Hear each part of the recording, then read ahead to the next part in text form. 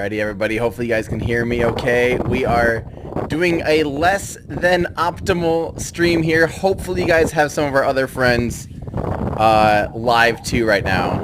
I'm letting our Discord know that we're live. So hopefully you guys can hear me okay. Sorry that this is less than optimal. All of our equipment has had major problems today, like just the absolute worst. So we're having to do our backup of our backup of our backup, basically, because sometimes Boca Chica is just the Bermuda Triangle. So friendly reminder to hopefully that you have our friends all pulled up. You know, we have Lab Padre and NASA Spaceflight also doing their things as well for other feeds. So, you know, if you guys are not happy with our solution here, don't forget we do have you guys covered. So with other they have you guys covered. So yeah, we're kind of in a hold. We'll have to update that real quick. We've been in kind of a panic.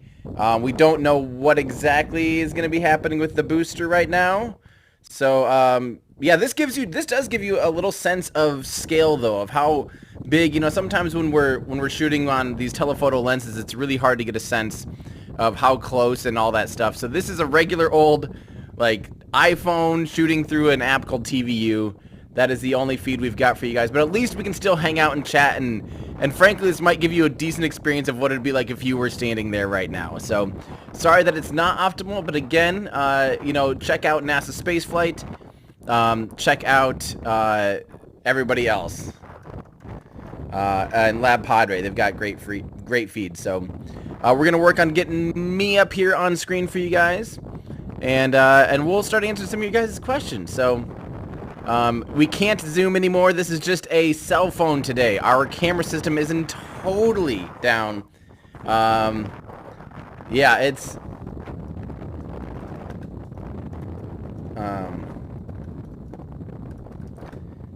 yeah, so thank you guys for tuning in. Let's say to some of your, so we are, yeah, the audio quality is terrible, the video quality is terrible. This is our backup. So if you guys are dissatisfied, then like I said, please do pull up NASA Spaceflight and Lab Padre. They're gonna have a much better feed for you guys today. But yes, thank you guys for just even coming in here. We're just trying to get you guys what we can.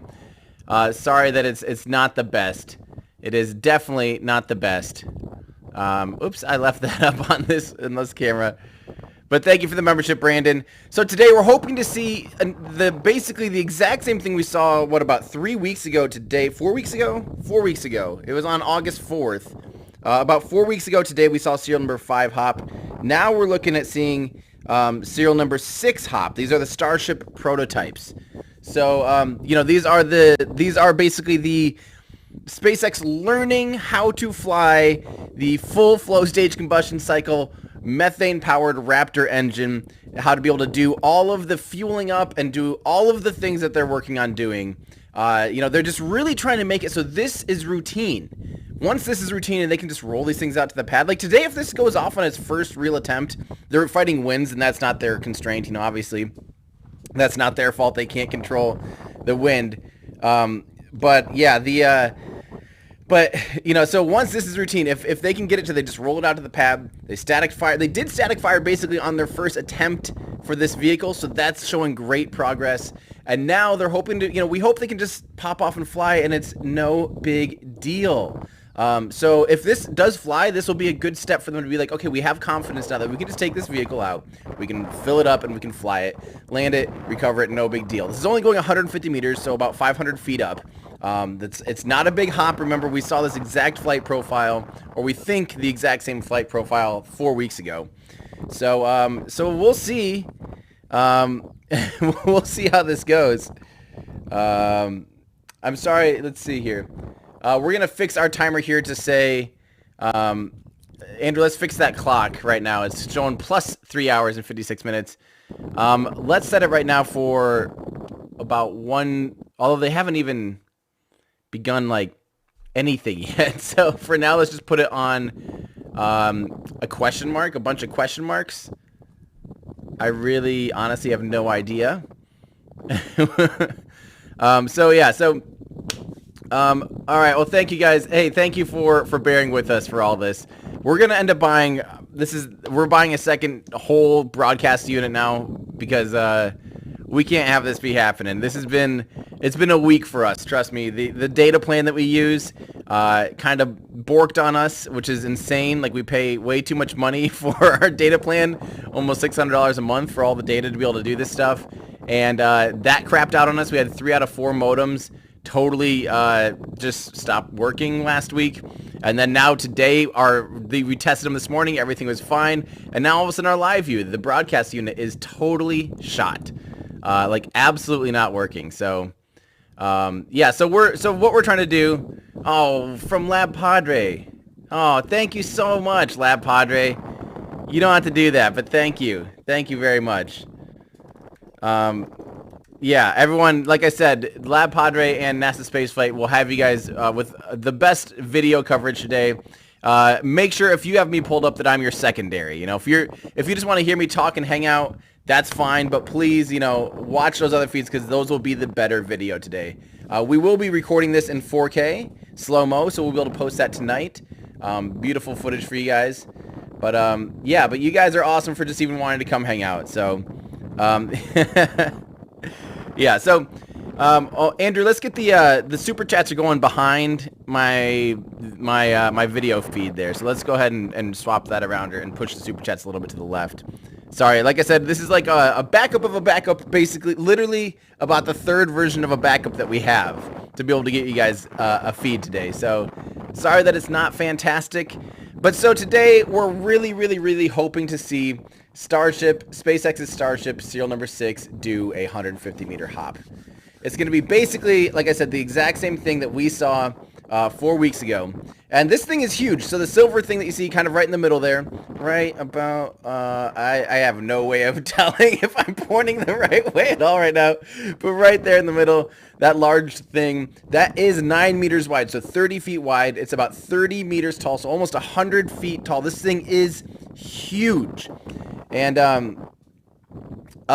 Jeff, so everyone listening, normally we film at 1200 millimeters in 4K. This is not that. If you've seen any of our feeds, you know we do better than this normally. This is our 3rd version of a backup. So Jeff, don't worry. We have normally awesome gear, but that is not what we're able to use today because our live view unit absolutely decided it doesn't want to exist today. It's not connecting to any data. We have had a problem like this before, so we're gonna just buy a second one and get this all fixed. So we're sorry that our video is not going to be the best today. We are very sorry that is not an option for us right now. I would love if we could shoot on an 800.56. That's hot, actually. An 800.56 is very hot. But yeah, so but we're trying to do the best we can here, and it's really windy. So I think SpaceX is currently, they started to do fuel up here a little bit ago. By the way, the rocket has not vented, by the way, Andrew. So we need to remove rocket venting. That would show that it's fueled up. So it hasn't started fueling up. They have worked on pressing the ground system. So what they do is they start chilling and pressurizing and getting the farm ready to flow into the rocket. So that's when we normally see that all the condensation rolling through the ground and through the tanks. That is meaning like they are preparing to fuel up the rocket, right?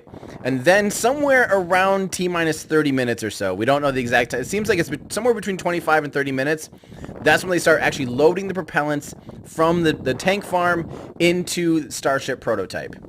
So that is what we have seen in the past. We have not seen them do anything like that yet. They have not, from what we know, they have not even begun to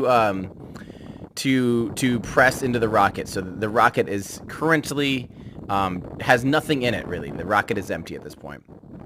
So that we're still kind of waiting. We're just in a hold right now. And again, the winds are really strong, something like 20 mile an hour. So yeah, like almost 30 kilometer an hour winds. 32 kilometers an hour, whatever it is. So not great. That is not fortunate. So yeah, how are you guys though? So today was supposed to be potentially like the busiest day ever for live streams because this morning SpaceX was working. They were supposed to do Starlink basically operational number 11. That got scrubbed because of weather in Florida. Later today, we have SAOCOM 1B, which hopefully launches. If that goes, I think we're having, oh man, I love this.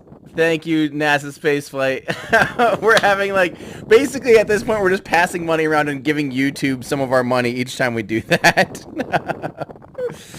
Thank you very, very much to my friends at NASA Spaceflight. And also our friends at Lab Padre. I love Team Space. This is a camaraderie here of people working on, you know, coming together and trying to cover this stuff for you guys. So this is a community. This is a team event. Yeah, this is something that I know all of us just want to cover, and we all want to see the success of Starship prototype. So yeah, it's yeah, it's pretty exciting stuff. So yeah. Oh, so Jeff is still offering a 800 millimeter f5.6. If that's a legitimate thing, we might need to send that down to Boca Chica, because we're probably going to get a second. That honestly might be too tight, because we aren't even using 600, because we're shooting on micro four thirds cameras, and 600 is like too tight even, believe it or not. So 800 might be complete overkill, and we're normally shooting in broad daylight, so we don't need the wide open 5.6. We are shooting at 6.3, so not quite as great, and definitely not as sharp as a Canon 800 5.6, but atmospheric distortion out there when it's hot like this is going to be the biggest, definitely one of the biggest problems. But thank you very much, Jeff. That's extremely, extremely kind. Yes, this is awesome. D2W Studios. Yeah, NASA Spaceflight ended up smashing their all-time live stream record. They reached 38,000. Where are they at now? I think they're well beyond that, I'll bet they're just keep climbing, honestly. I'm trying to see how I can see that. There's almost 40,000 people watching, so they have officially broken their record. I sent them a like and a super chat for all their hard work as well. And, of course, Lab Padre, too. Like I said, everybody, this is a team effort here. Generic Tim needs Starlink statement. Today, I don't know if Starlink would help. It's actually our live view unit that's down. It's not the connection down there at Boca Chica. So the reason we can't use our camera right now is the thing that goes from the camera into the cloud is called a live view, and it's an encoder and a bonded internet data unit. So it takes 4 cell phone signals, combines them together, and sends an encoded signal up into the cloud for us to be able to pull down for you guys. That is what's acting up today, and that's like a professional standard unit. So it really sucks when something like that stops working. So yeah, that totally sucks. This is from Peter. Can you track Starship telemetry / cabin views with Neuralink? That would be awesome. Yeah, I don't know if you guys were able to catch the Neuralink presentation on Friday. Andrew, what do you need for audio levels?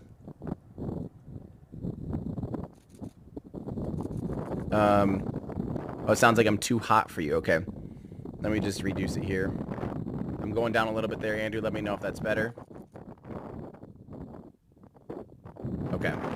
Let me know if that's better, Andrew. I lowered it altogether about 5 decibels or so. Sorry, like I said, we're doing things differently than we normally are. Like I said, this is not ideal for us. Let's see. It looks like, yeah. So they are currently at the moment basically detanking, but Andrew, now people are saying it's too quiet. You guys might have to. And we're hearing too much wind, Andrew. Everyone, I think, is just hearing the stream cam. Let's lower that volume right now. Yeah. Sorry, guys. Like I said, this is not our ideal situation. We actually, it's sad too, because we got a brand new like microphone, a nice big shotgun sitting inside a blimp with a giant windsock. Like, we're gonna have the best audio we've ever had. We have a new fluid head. We spent a couple grand now on more equipment to make sure we could provide you guys the best stream possible. And now the thing that sends the stream to you guys is not working. Actually, Andrew, is there a way that we can't really communicate to Gene, can we? Because it'd be worth maybe if he could try firing up the live view and see if it's going to connect again. Because if we can do that, that'd be awesome. That would be awesome. But so what we're seeing right now is mostly wind. The the rocket... Okay. Sounds like we are still working on getting you guys something. But yeah, we are... We'll see. We'll see what's going on here. All right. So yeah, just because the vehicle is detanking, so they're depressing right now. It's not ideal right now, but I think what they have to do is they have to get the tank farm back up to operating pressure before they can try again. So they're trying to get this thing off the ground before it is too windy.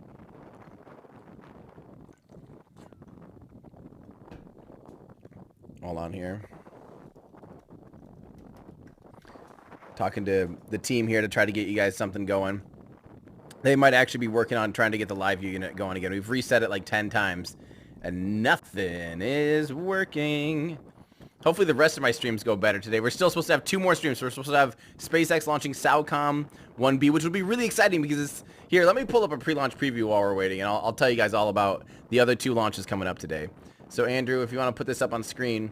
So, SAOCOM 1B, one of the fun things about SAOCOM 1B is not only will this be the 4th flight of this booster, which is awesome to see, it's a really light payload, only 1,700 kilograms, going into low Earth orbit, sun-synchronous orbit. So, it's going into a polar orbit, basically. Really close to polar orbit.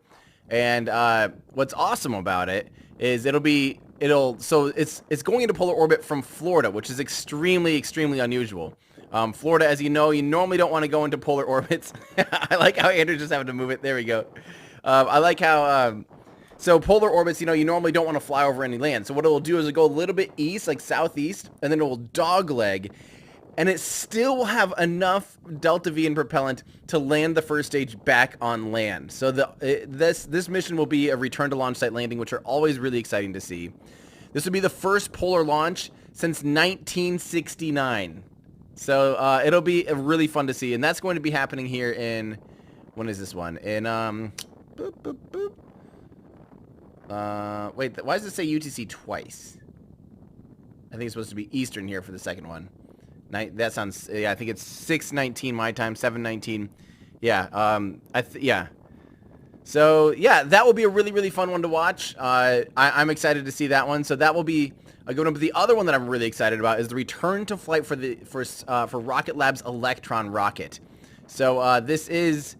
remember they actually had a failure on their 13th flight. They got that figured out, and now they do have... They're returning to flight already only, what, 60 days later or something, or within 2 months. It was a really quick return to flight. So I'm excited to see them flying again because they're getting closer. They're getting really close to being able to try to do stage recovery. So this will be the first time that the Electron rocket on flight 17. So they're coming up on 3 more flights away from actually doing a return... are starting to try to recover the booster from space, which is an awesome milestone. We love seeing recoverability. Just really excited about that. So, all right. Let's see. Why is SpaceX flight control showing the hop not happening until September? I don't know what SpaceX flight control is, so I can't speak for anything on SpaceX flight control's behalf. Yeah. Does anyone know what that is? Let's see. Tanya, by the way, in our Discord says, what are the conditions for a hop? I mean, besides not too windy, what has to happen before they announce a new time, range, and date? So they basically close the roads when they think they're ready to do a hop. So they have to approve it with, they have to have like NOTAM, so like notice to airmen it's called, for sea and airspace.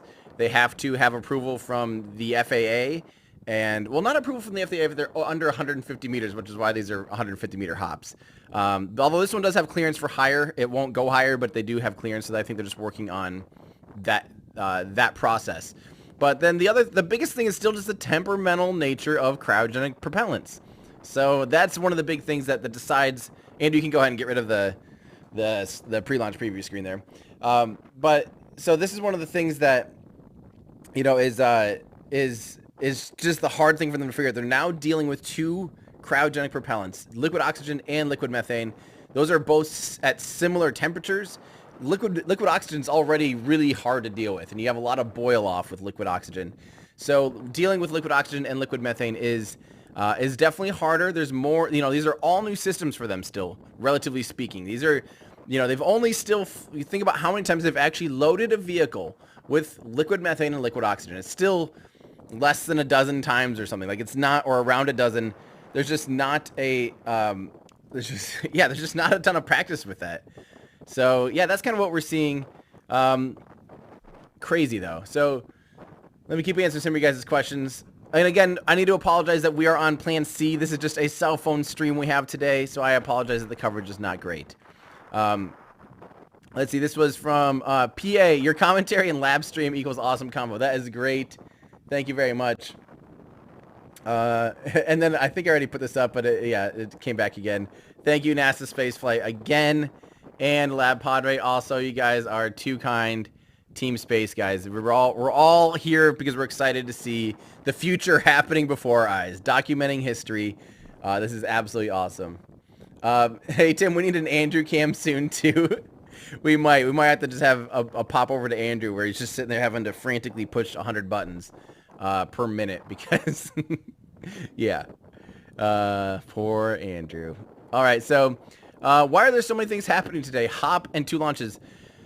Just the way things happen sometimes. I think SpaceX got clearance to be able to try to do SAOCOM and the Starlink launch on the same day. And I actually bet they would save a lot of money launching multiple rockets on the same day if the range is still clear. So they have the same, as long as they can fit them in the same operational window of range clearance, they could probably save some money. So I bet that was a goal for them, is like, hey, let's see if we can just squeeze both these out and not have to do, all these things twice, basically, like one day after another. If we can do them on the same day in the same window of time, it could really lower the costs potentially. So that might be some of it, but I think it's just when it happens, and basically the whole Starship team down here working on serial number 6 and all the future versions, realistically, those are kind of pretty much separate teams. I mean, there's obviously some overlap and a lot of cross-breeding there, cross-pollination, but it's not necessarily like the team that manages and flies and operates the Falcon 9 is a different team that manages and flies these Starship prototypes. Otherwise, they would have to be flying back and forth constantly. That just doesn't make sense. Antonio says, thanks for making space science understandable. You're welcome. That's definitely what what we're all about here, is just helping you guys and me learn more and more and more. That's what this is all about, so that we can help stay excited and entertained. So, yeah, this is what it's for. Serial number 6, take my energy. Yeah, everyone just blast good thoughts. We'll see if they can get back into the loading. But it does appear that the prop farm is at least starting to chill down again, so maybe they are going to try to do another load in here relatively soon. What does holding mean? So, good question. Holding basically means that they are not ready to go for their hop. So they're currently holding. They're not at a good place to be able to go for the attempt right now. So they're holding any other further operations, basically. So we'll clear that once we think we have propellant flowing into the vehicle. We'll give it about that T-minus 25 to 30. We'll probably do T-minus 25 because it seems like we always catch it a little bit after it's begun. And that will be kind of a good set. So let's see here. Let's see real quick.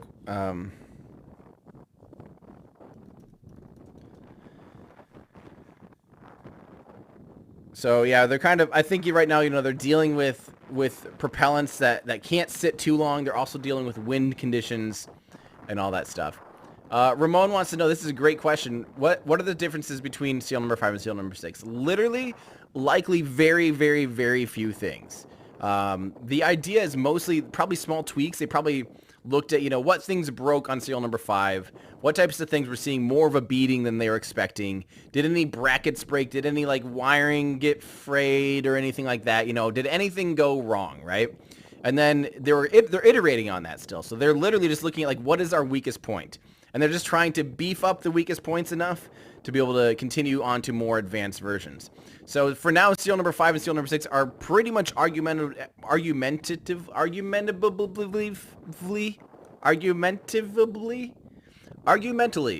yeah, that's probably a word. Sure, we'll go with that. Argumentally about the same thing. So I don't really know for sure. but they're basically the same thing. They are the same type of steel. They are the same, you know, thrust puck mount, like the way that the engine's mounted and everything is the same. As a matter of fact, here, I should just pull this up. Andrew, get ready to share a screen real quick. Infographic Tony on Twitter has an awesome infographic that will let you guys kind of know what the vehicle goes through in order to get ready for flight. So you guys need to definitely find Infographic Tony on Twitter. Shows the whole process, getting ready for the flight test. This was an awesome little infographic. So basically they have their little test stand. They put a hydraulic ram to test the pressures while they do, you know, cryogenic testing and things like that. Then they installed the Raptor on August 23rd. So what was that, a week ago? Was that a week ago? Yeah, that was 1 week ago. They did the static fire. So now 1 week later, they're getting ready for the actual thing. And yeah, there we go. So that's pretty awesome. Andrew, go ahead and you can go ahead and take that screen down now. But so definitely check out Infographics Tony's awesome work. But that will help you understand, you know, what all happens to be able to get to this point. So a lot of little things, but essentially operationally, like I said, they're not trying to solve the hardware issues per se yet. They're really working on operations. They're really working on getting it to the point where they can roll this thing out or something like this and just fuel up and fly and get that whole system, that whole, you know, how do you do this down without any real problems. Thank you very much, Jose. Yes, like we said, I think now that there's more people tuned in, we are on plan C for a stream today, so I'm sorry if it's subpar. Our broadcast unit is down. It is not working. We have to just use a cell phone today, so you're just looking at this view from a cell phone, but it's kind of fun for me to be able to see it like this because it will give you a sense of what you would see with your own eyes if you were 1.5 or they're about 2 miles away, so 3.2 kilometers away. They're right on the edge of the exclusion zone. This is Gene from Spadre, Spadre Isle. So yeah, so we're just kind of we'll see. All right, and also Jeff, this is extremely generous of you. That is, why don't you hit me up, info@everydayastronaut.com, and we'll see if there's a time where we really need some legitimate optics. We'll take you up on that for sure. Thank you, Jeff. Should have bought Nikon. No, it has nothing to do with the camera. The camera's actually, we're not even shooting anything Canon at all. The camera's fine. The camera is going to be doing its work. It is the broadcast unit, the live view unit, the bonding and encoding unit is not working. So that's why we're not able to provide you guys with a better feed today. But they're still working on it, actually. They're still working the issue. Maybe we'll have that back up and running before the hop actually happens. So for now, we're just hanging out. All right, Heather, thank you so much, Heather Nichols.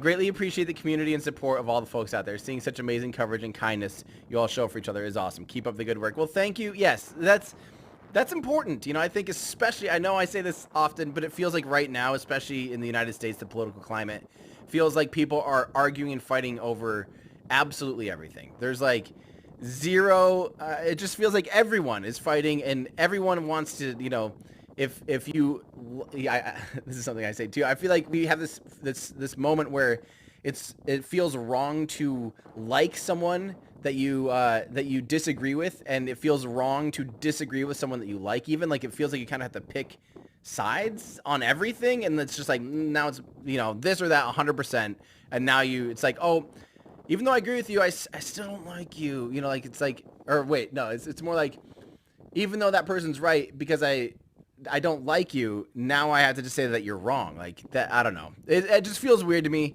and I just feel like it's a very divisive time, and I think it's really important. That's what I love about the spaceflight community, is that we can all come together. If you're on YouTube right now watching this, you're part of this right now. You are part of the spaceflight community, watching the future literally unravel before our eyes. And to me, that's really exciting. That's worth it. You know, that's something to look forward to, something to aspire to, something that we can actually all come together and be excited about collectively. So yeah, what isn't there to look forward to here? So yeah, pretty exciting stuff. David says, upside to working through the weekend here at Boeing. At least I can watch Tim and Lab Padre while I work. That's awesome, David. Thank you for tuning in, and good luck at Boeing. I'm excited to see that Starliner is making progress, and even the crew has been announced for the first operational flight. That's definitely making some progress. We're really excited to see Starliner fly. So, yeah, keep up the good work. Yeah. Ashley says, silver lining your shot includes the new launch pad to the left. Yes.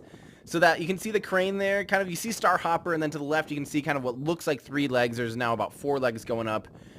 Those are they'll be concrete filled, like giant tubes with rebar right now, and those will be part of the orbital launch mount, as confirmed by Mr. Elon Musk. So that will be unbelievable. So just for your own sense of scale here, what we see right now, about 30 meters tall, that's about what is that? About 2.5 times smaller, basically, than how big the main booster will be. About 75 meters tall or so.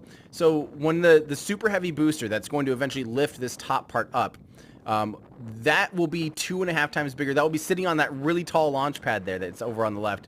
When that thing happens, holy cow! When that thing is rolled out to the pad, yeah, we're gonna all crap our pants. I can't wait. This is from Martin. This polar launch, will it pass over Cuba? Which, if I remember correctly, is why they don't polar launch south from Florida. You're exactly right. And the last time, the reason that we stopped doing polar launches is because we had a piece of a rocket fall and kill a cow in Cuba, I believe in 1969 or in the 1960s. Definitely not good. It definitely didn't help the tension there at the time. So, no, we don't fly over Cuba anymore. That's why we do a dog leg. So it actually will fly a little bit southeast, not just like straight south down the coast. So it'll fly out a ways, and then the booster will have to do a dog leg maneuver. So kind of like veering. It is a waist delta V. Like, it's not the most efficient way to get into orbit at all. But when you have plenty to spare because it's such a light payload, it doesn't matter. You know, you're not like saving money on fuel or anything. Thank you so much, Marshall. Yeah, like I said, we'll everyone's F for the cow. Marshall, yeah, thank you. We will end up doubling down on everything, basically, and really trying to have multiple redundant units. I think that's the... I don't know. Wait, 17... Oh, you guys are talking about the time, not the cow incident. I was like, 1750, that's before rockets. What are you guys talking about? Sorry, it looks like you guys may have lost me, and it looks like I also might be a ghost for a second, maybe. No, that's creepy. Ghost Tim. Ghost Tim. Spooky, spooky. You guys, I just gave myself away. I'm actually... real reveal now. I am actually a ghost. Everyday ghost or not. You guys have found me. There's no hiding it now. Oh, man. So, it's looking like, you know, things are kind of winding down at the tank site now, too. So, we're keeping an eye to see if it does seem to ramp up.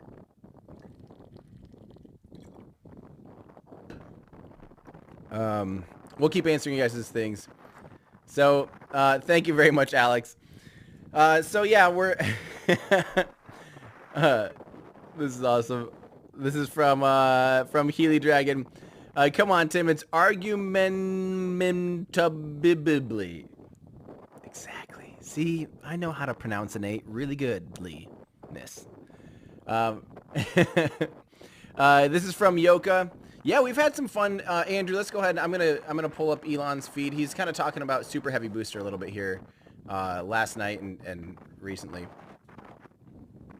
Let's see here. Where is it? Talking about super heavy. Okay, so here we go. Oh, for some reason my desktop feed is breaking. Everything is broken right now. We are dying. Nothing is working. Andy, do you want me to try and start and stop the desktop or what? Yeah, sorry. But basically, as far as the super heavy booster goes, Elon basically said that for now, the Super Heavy booster, he says they could have it by he was saying that they could actually do, have it stacked and done a hop in October, which even by Elon time to me sounds crazy because they have to first finish up the high bay that is going to be built in. Granted, they could build it really quick because it's just a bunch of rings. It's basically a very similar version of of the Starship. It'll just be taller, so it'll be a taller tin can basically, right? A steel can. So it's but what they're working on now, it sounds like the first one will only have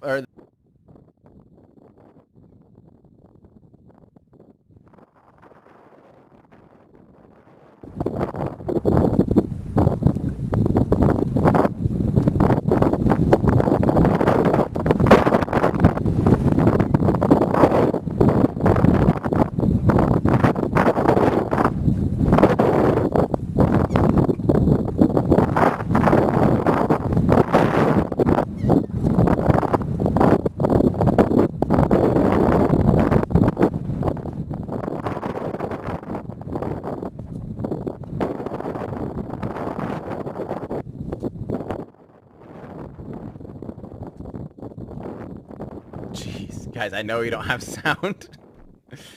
Well, we might just have to shut it down. I think they're scrubbing anyway. Anybody?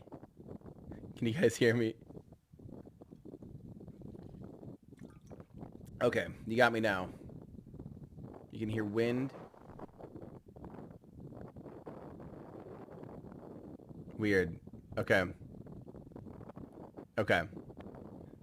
Jeez. Oh, thank you guys. Sorry.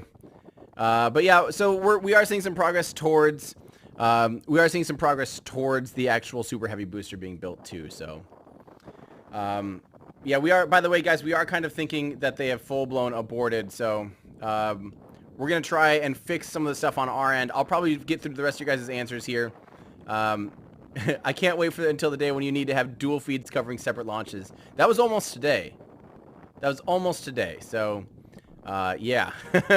It's happening. This is spaceflight stuff is picking up like crazy, like absolutely crazy. And hopefully, guys, by the time we get back, hopefully we'll have some of our problems fixed. Tomorrow we're getting new modems. I'll probably ship out a separate live view unit. Elon said October for Super Heavy flight. You think they can do it that fast? I don't think so. There's a chance I could see him wanting to stack a Super Heavy booster for the updated presentation before it heads out to the pad, just so we can get a sense of scale. Having serial number 8 and the Super Heavy booster next to each other, so you can really be like, here's where this thing's going. That's my bet. That is my bet. Thank you very much, Damien, for the Shiba dog shaking its hips. From Preston Miles. This really means a lot. Thank you, Preston.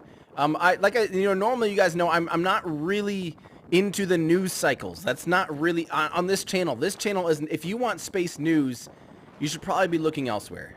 There's a ton of awesome creators. There's Tomorrow, Space TMRO. If you guys aren't, they do a great weekly space cast. They have been for decades now, or over a decade. Still one of my favorite channels, period. TMRO. Definitely be watching them. But you got Marcus House. You know, you've got NASA Spaceflight posting often. You've got, of course, Felix from What About It. You have Space Eccentric. There's plenty of people giving you guys these almost, at this point, daily updates of all the progress down there. I'm trying to do deeper dives on things so that you can it helps put those daily things into context for you. So hopefully this week we will be producing and posting, maybe by the end of the week. What do you think, Andrew? I want to know your opinion while I'm talking about this. I think we can probably get it done by the end of the week, but we're working on a video comparing the Artemis program to the Apollo program. Whether or not will Artemis be an improvement over the Apollo program? 50 years later, can NASA go back to the moon? Better. Yeah, Andrew thinks end of the week maybe. I'm always the optimist. If he says end of the week maybe, it might actually happen. Hopefully by the weekend. So, let's see. Man, and it also sounds like Southcom is still working even though there's no remotes for the pad photographers. I'm sorry, guys. Yeah, so this is from B Skulls. So is it not possible to block the wind? Unfortunately, it's like 20 mile an hour, 32 kilometer an hour wind. We're now using a phone right now because our whole professional rig is not working. I should probably just even pull up what that rig looks like for you guys, because it is. I'm telling you guys, we don't joke around here. We have a nice big blimp that has a nice shotgun mic in it. It's a pretty serious setup. So let me see if I can find it for you guys and just kind of show you guys on screen what this thing looks like. And I'm going to throw this up into the other screen. This is our, oopsies. Oh, our second screen capture is not working. Sorry about that, guys. But basically, we do have a full-blown blimp with it's a huge thing that has a shotgun mic inside it, a nice shotgun mic now. I'm sad because we upgraded a lot of equipment. We were really ready to do some good content for you guys, but it's not happening today because of all the issues that we're having. So the wind will be blocked, or Andrew, maybe we should just totally mute that now so people aren't even hearing the wind, since nothing's going to be happening anyway until we get through this, because we are going to go off camera soon because they did scrub today, is what we're hearing. So I heard it's pretty hot out there. I was wondering what kind of risks come with heat like that on the O-rings in the cold. There are no O-rings. There are no O-rings on this vehicle. O-rings are unique to segments of solid rocket boosters, specifically large segmented rocket boosters like the Space Shuttle. The Space Shuttle famously had 4 main segments that were joined together, and in between those basically think of like pop cans or soda cans stuck on top of each other. In between all of those, they had to have an intricate seal system to ensure that the pressure didn't leak out the sides, which it famously has often. Actually, it happened multiple times, but it was catastrophic on the Space Shuttle Challenger launch. So there are no O-rings on this vehicle or on almost any other vehicle, frankly. There's only welds. It's all just stainless steel and welded, so there are no O-rings. What is the 1750 rockets running on solid? What do you got? Oh, okay.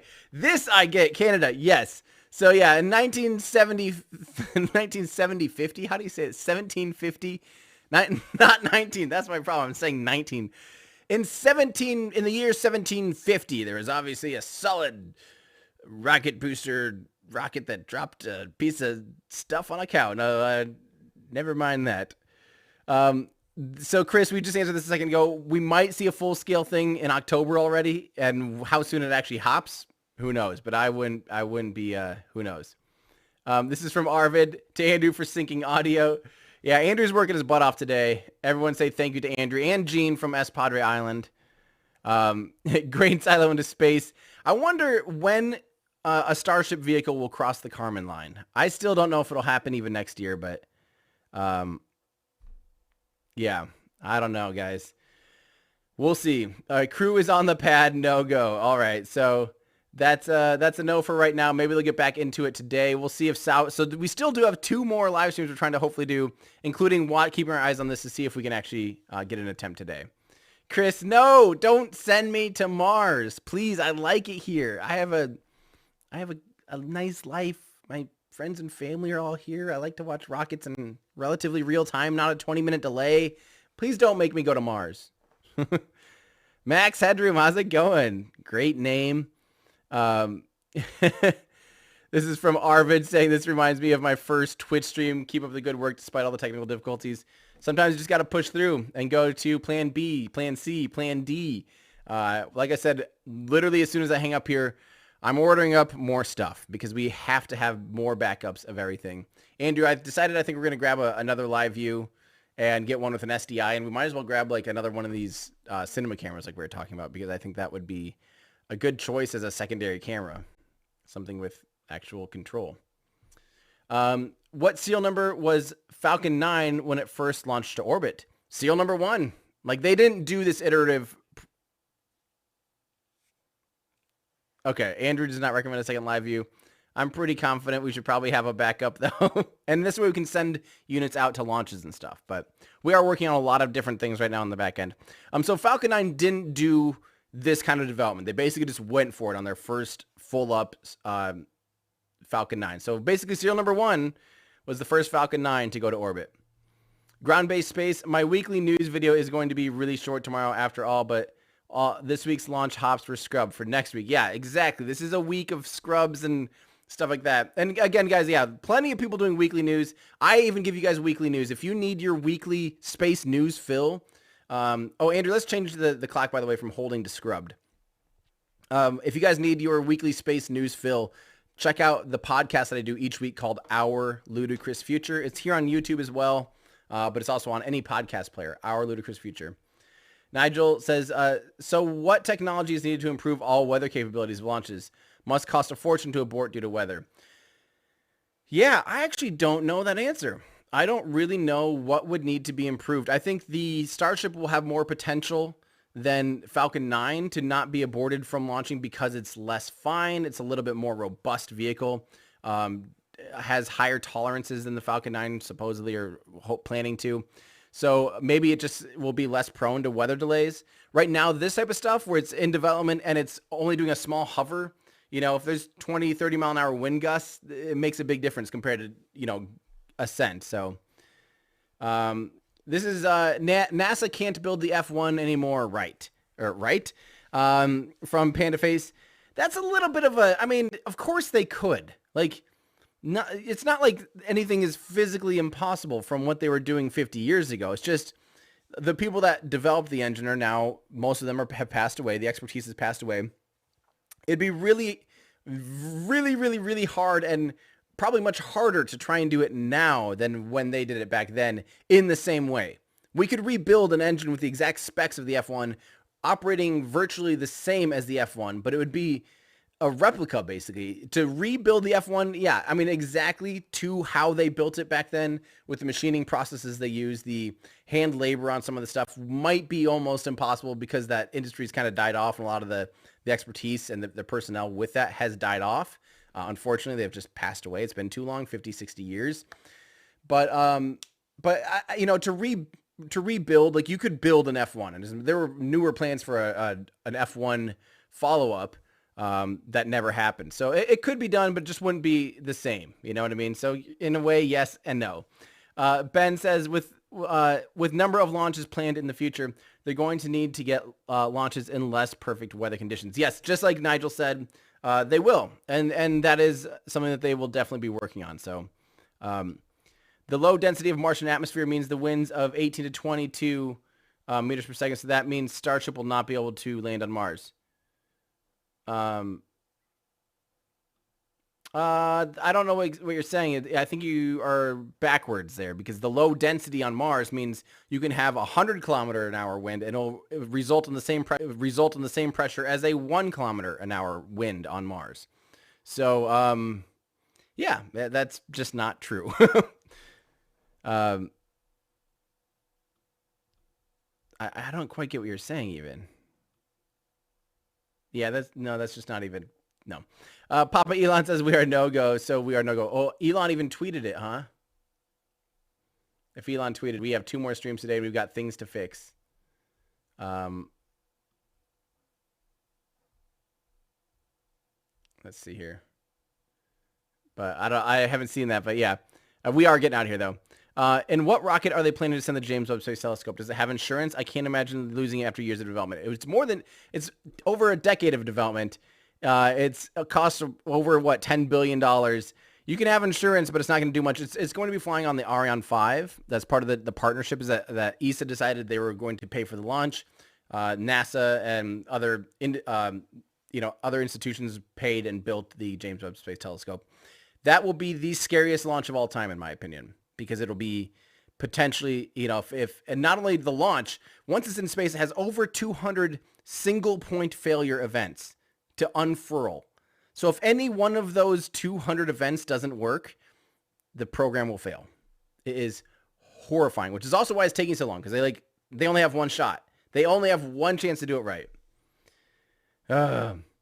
What serial number of Merlin engine when it made it into orbit? Now that we don't know, Douglas. We really don't have any idea what the first serial number was that made it into orbit for the Merlin engine, but probably dozens, I'm sure. Yeah, I don't know. They talk about it a little bit in the let's see. Jeez, everyone dislike this video. Tim's only trying his hardest. and he had everything to do with the rocket getting delayed too and aborted. Everyone dislike it. That'll teach SpaceX and Tim a lesson for having backups. Let's see. Okay, guys, we're going to go ahead and get out of here and so that we can try and fix the issues on our end. But thank you guys for tuning in. That's going to do it for me. I'm Tim Dodd, the Everyday Astronaut. We'll try and make it better for the rest of the launches today. Thank you, guys. We'll see ya.